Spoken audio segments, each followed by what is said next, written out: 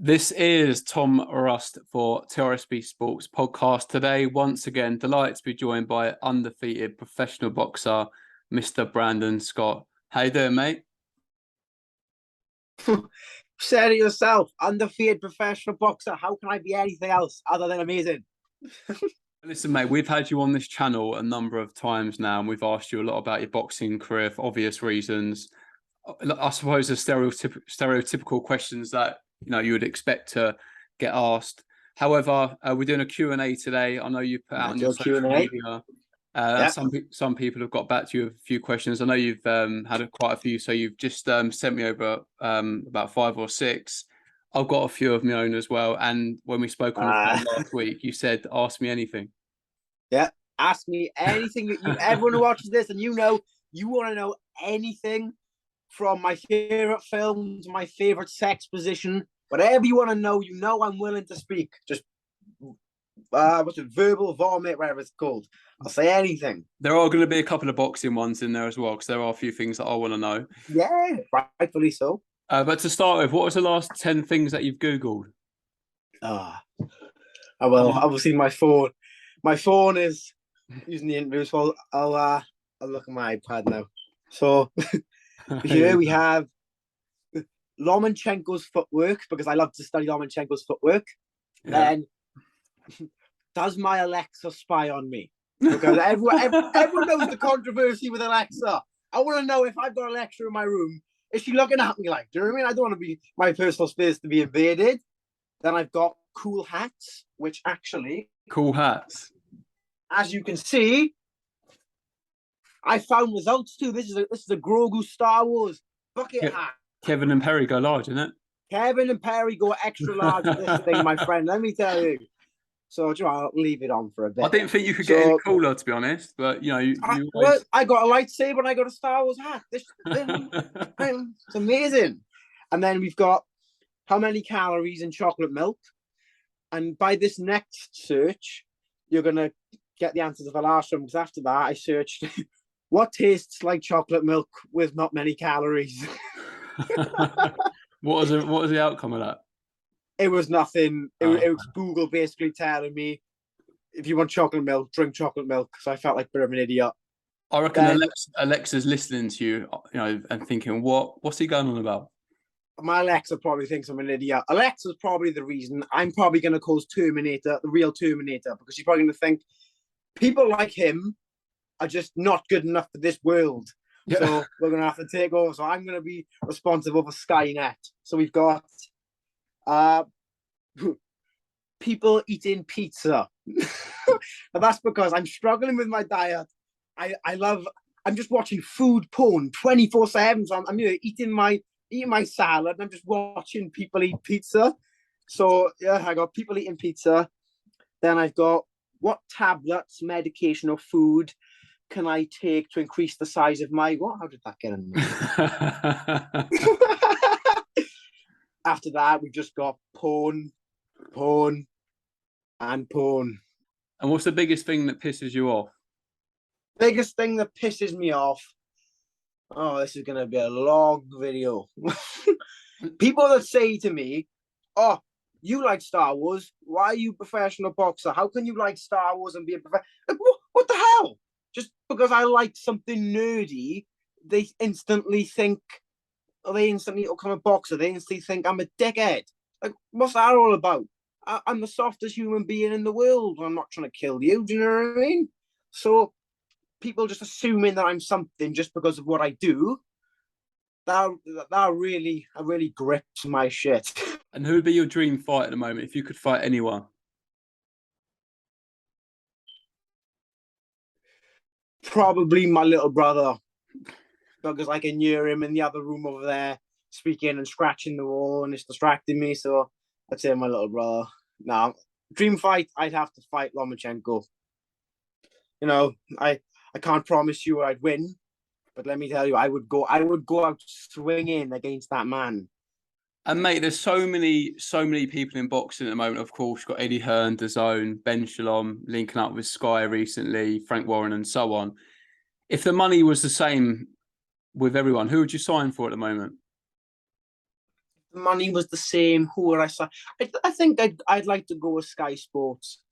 You know, I don't know why, but when I'm watching TV, I love watching Frank Warren shows, but they seem a bit dated on sometimes. And sometimes I'm just waiting for the fights to end.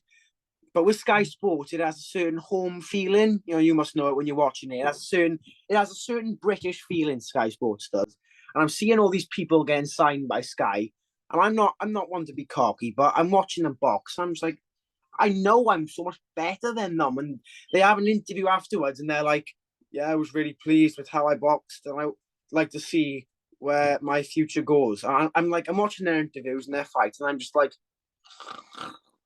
is the main event on yet? So Ben Shalom, if you ever watch this, just look at me. Just look at me, Ben.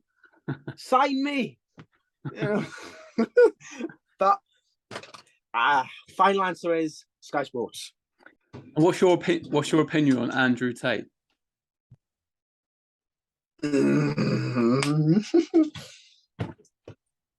What? Do you know what? Anyone doesn't like me on this. Do you know what? To hell with you. I'm sick of pretending, not saying stuff because other people don't like me. Andrew Tate is the man. I absolutely, some stuff he says, I think he's deliberately trying to wind people up. But it's the people getting offended. They're like, you can't say that, you can't say that.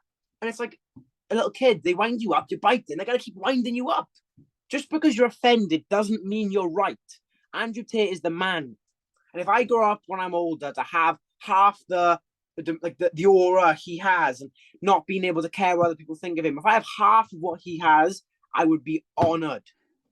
Well, mate, we've got some questions as well from the people that sent over from Instagram. Yeah.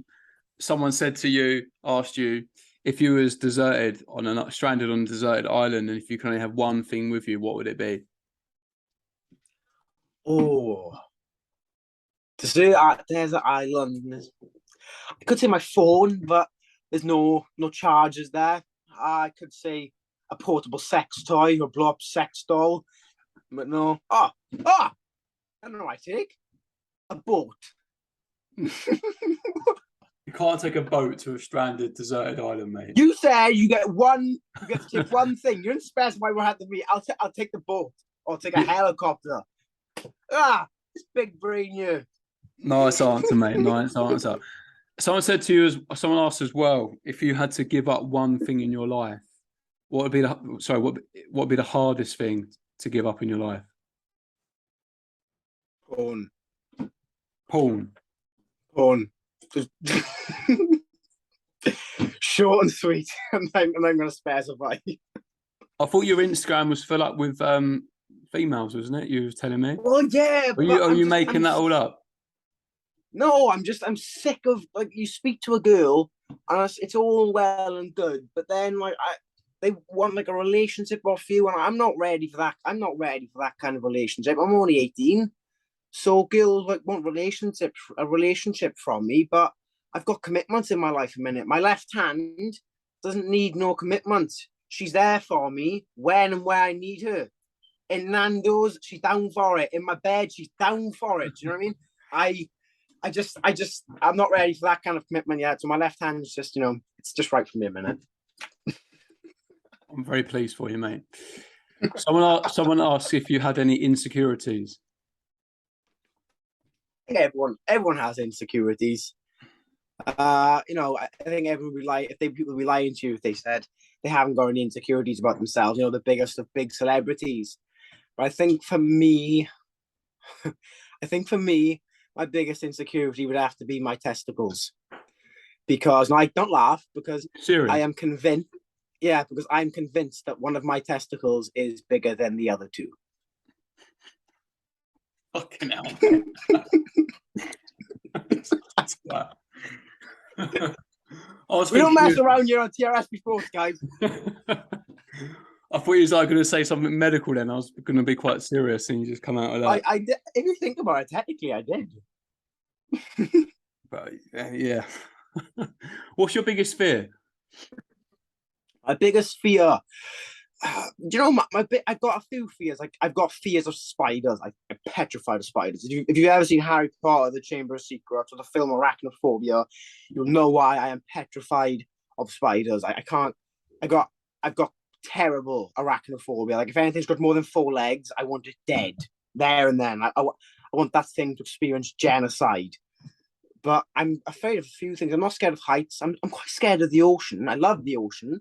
But at the same time, I am quite scared of it in terms of not being able to see what's like under me, if that makes sense. I always like to be able to see my surroundings. So I'd say the ocean and spiders, petrifying. And what about in your boxing career? No, I'm not scared of that because I'm doing that on my own. I'm scared. I get scared to take risks. Obviously, everyone gets scared to take risks. Like I do stuff sometimes. I say stuff sometimes. I'm like, oh, I don't know if I should say that. But when you've had the background I have, you just learn not to care. Like people don't like me now. I honestly, if all my followers dropped and everyone stopped supporting me, obviously it hurt. My point is, I'm not doing this. I'm just doing this because I love it.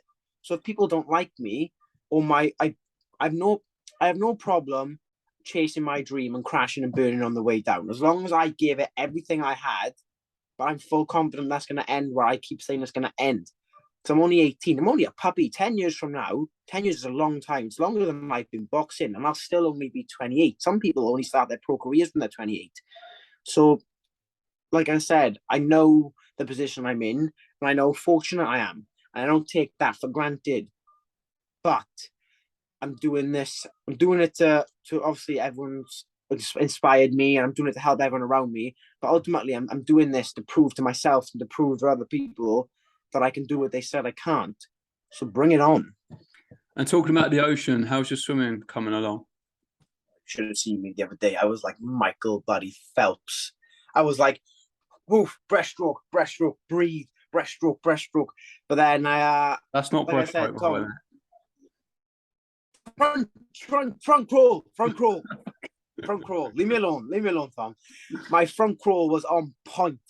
But you know, sometimes you can concentrate so hard on swimming, you forget to breathe, and I nearly blacked out in the middle of the pool. But believe me when I say one day my boxing career will finish, and I might consider a cheeky little change of career into swimming. Yeah, do you reckon? I'm thinking maybe water. Call me Phelps. And someone's asked you if you could be in any film. What film would you be in? Oh, that's the answer just came to my mind there and then. The Wolf. If you've never seen The Wolf of Wall Street, it's obviously The Wolf of Wall Street, but not for the money, not for the fame. I would be in that film for no other reason than Margot Robbie.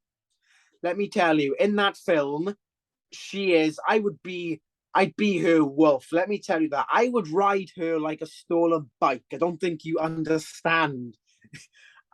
Wolf of Wall Street, you can see Tom's line. Wolf of Wall Street for Margot Robbie. Final answer. I thought you was just going to say because you like the stock market. To hell with the stock market. I like Margot Robbie. I like very good-looking blondes as well. I like the stock market. Can piss off. That's a great film. And someone's asked, how do you cope with dieting during a training camp? Well, I love boxing. I love boxing more than anything in this world. The training isn't a problem to me. I'll push myself to the limit in training without a problem. But it's the dieting.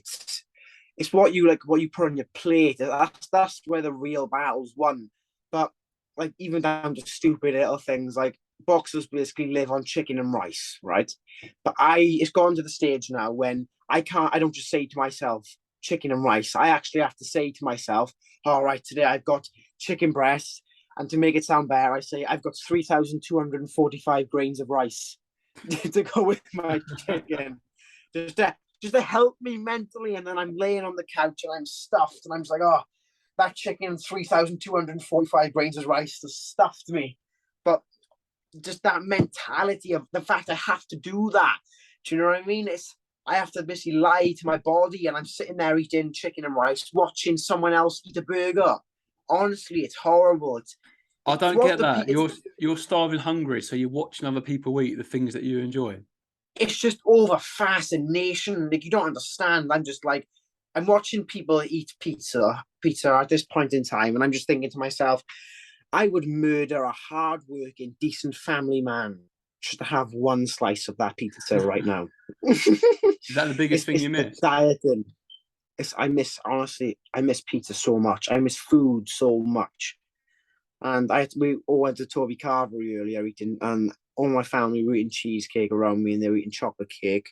And I was sitting there with nothing, and it gets hard, but it'll pay off one day. But like I said, when I'm in this moment now, I'm not even joking around. It breaks you. You're sitting there, and you're just like, why am I doing this to myself?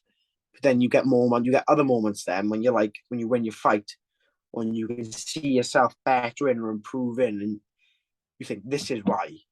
And you never lose your sight of the end goal. That's what I do. I just think to myself, whenever I'm struggling, you've got to think, remember what you want, and remember how bad you want it.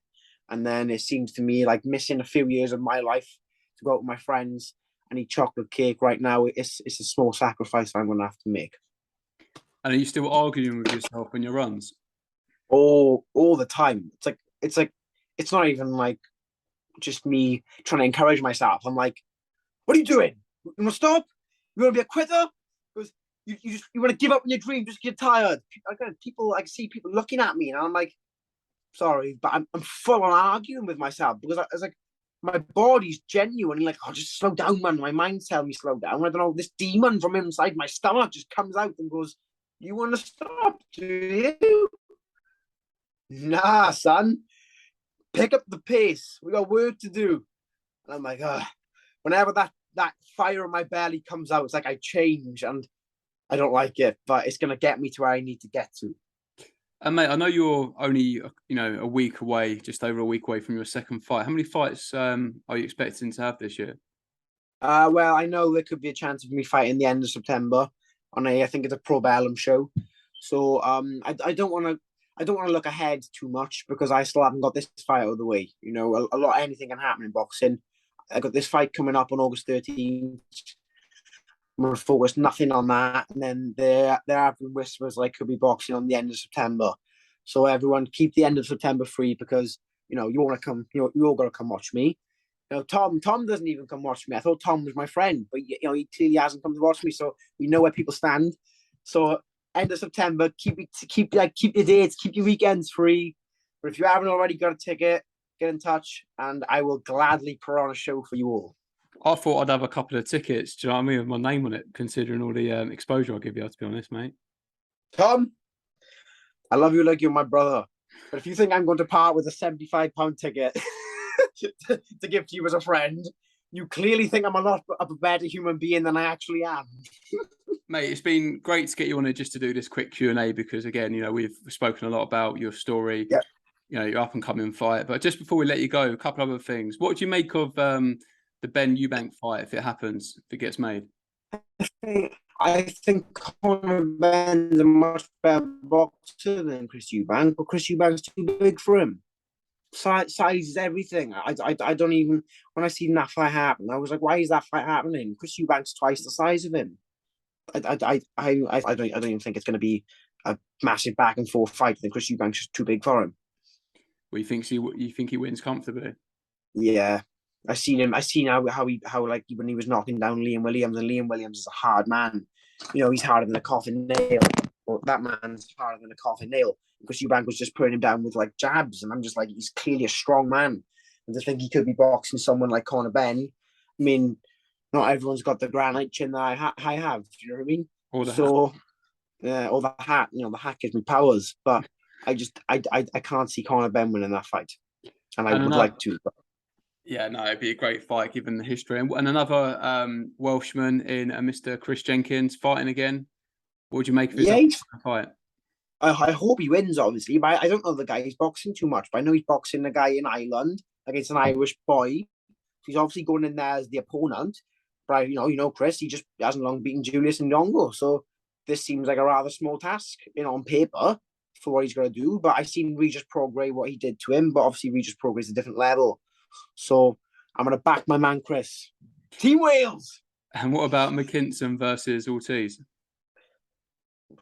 18-0, 18 knockouts speaks for itself. But obviously, McKinson's managed by Lee, my manager. So I think if I went against him, I think Lee would probably shout at me. So, T. Michael McKinson. I thought he was going to be honest and give you a true opinion. All right. Well, I just think Ortiz, 18 wins, 18 knockouts. It speaks for itself. I'm going with Ortiz. I think it's going to be a tough ask. You know, McKinson's an incredibly awkward southpaw that will give anyone a hard night. But even if it goes the distance, being the away fighter, he's the away fighter. Exactly. He's got everything to do. You got to look at the odds, and you have to be real with yourself. So yeah, going in with someone with 100% knockout record is going to be a tough ask. But mate, anything else you want to add? No, I've got everything out. I think I may have said some things that may have upset some people, but to be fair, me and you, Tom, me and you know each other. I'm happy with me at the end of the day. So I've got my Star Wars hat. I've got my Star Wars figures. I'm currently having an emotional journey with Game of Thrones. And I'm fighting August the 13th. Don't forget that either. Until you change your surname to Tate, mate, I think everyone's going to still follow you and show you support and buy your tickets. That's why I love all my supporters. I got to thank people like you. Big shout out to TRSB Sports for helping me share my story, helping me share me. Great people like Tom Rust in this world. I'm currently working on drawings for his children. God, a big shout out to Tom. You don't see what he does behind the scenes. There's people like him that help boxers get themselves out there. So they're the real heroes. It's great to get you back on to find out a little bit more about you. And yeah, we'll sort of thank out as well for maybe even talk to you on fight night or like we did before the day after. Yeah, 100%. If you want, we can interview the night of the fight. I'm good for whenever. I'll just probably be so amped up on adrenaline and sugar. I'll say some shit that I'll regret in the morning, but to hell with it. I wouldn't expect anything different. No, it's just got to be me, isn't it? Got to be me. 100%. Well, listen, mate, top man. Thank you so much for jumping back on, and I'll catch up with you soon. Hang on a minute. I gotta do something in the picture so you can make it as like the background for the interview. So I'm just gonna go here, look, and then this is the background for the Brandon Scott interview. That's gonna be the Q&A portal. Send me the picture of that. Send me the picture of that. I'll send you the picture, Tom. Send me the picture of that. Thank you very much, Tom. Thanks a pleasure speaking to you. Take care, mate. Peace out. See you later.